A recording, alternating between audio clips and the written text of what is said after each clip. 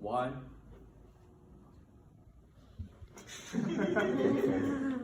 Why should we love our enemies?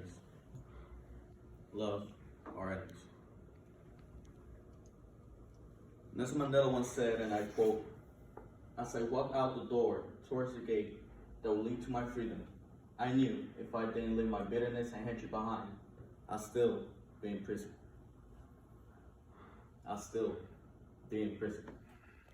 As I thought about this powerful quote, I asked myself, how many times have we been in prison because of the hate we feel towards someone? How many times we've been unhappy because of the thought that we don't like someone? Now, many of us have our own enemy, whether it's in our mind or a physical one.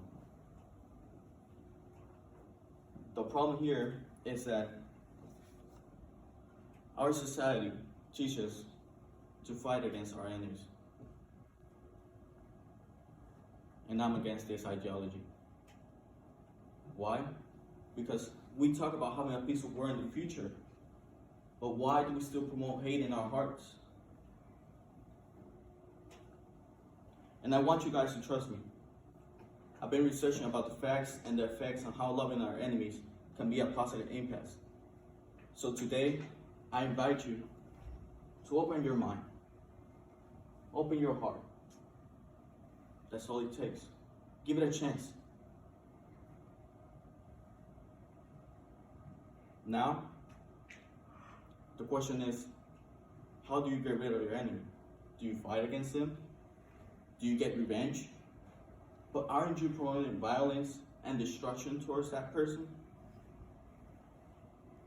Aren't you becoming what you call your enemy?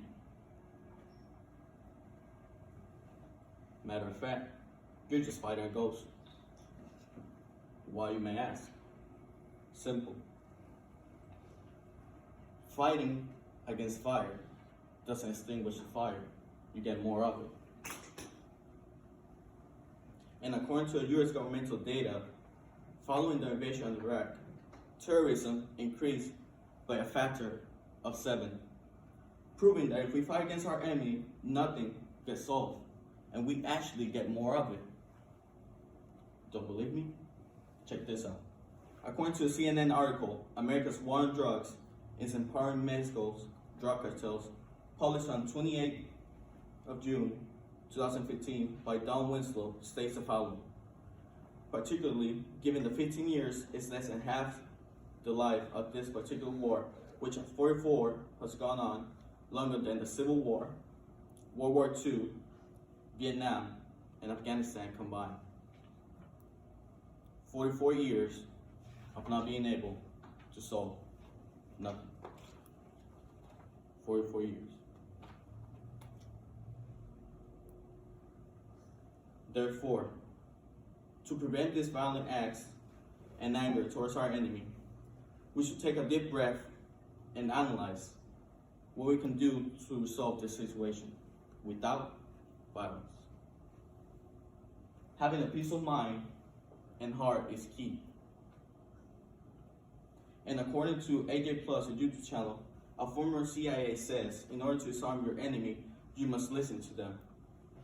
The level of understanding is incomparable. We must first start listening to the people that we fight against. We need to stop having this ego, this wall. Why? Because if we don't listen, how are we going to solve our problems? If we close our hearts, if we close our minds, what are we going to do? How are we going to have this peaceful world in the future?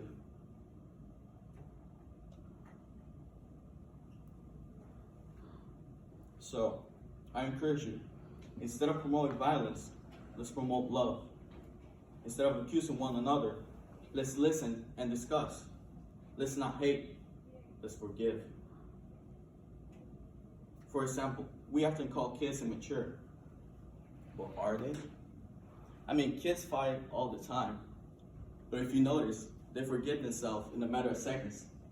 They're all up in each other, loving and caring, like nothing ever happens. Meanwhile, young adults and adults have these problems, and what do? We call them enemies. We don't get nothing solved. Matter of fact, we distance ourselves instead of going, hey, it was my fault. Hey, we don't do none of that. Henry Longfellow once said, if we could read the secret history of our enemies, we will find in them enough sorrow and suffering to disarm all of our hostility. Meaning that if we knew the background of our enemy, we will actually put on their feet, we will probably be doing the same things that they did. Not going to this. I say people are just like trees. Why? Let me explain. Have you ever seen trees that they look distorted and you wonder what is common in these pictures here? Well, they grew under a stressful environment, and people are just like that.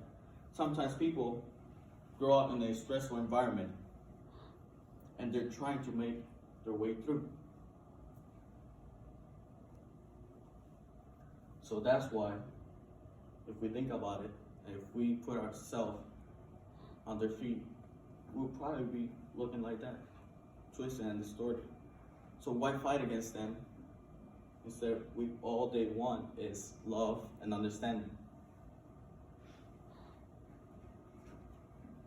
And according to an article, Love Your Enemies, What Does It Mean and What Can Be Done, says that if we want to love our enemies, we have to make every effort to understand them better, their hopes, their fears, their concerns, and aspirations.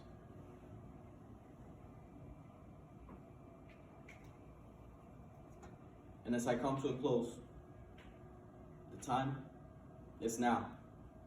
Let's start change if we want a peaceful world. And let's start dealing with those that we consider our enemies. Let's love to change someone's life. Let's promote positivity to change that person's view in life. We need to make a difference. And if you're still doubting, just remember this. Hatred will never cease with more hatred, but by love alone is healed. Thank you.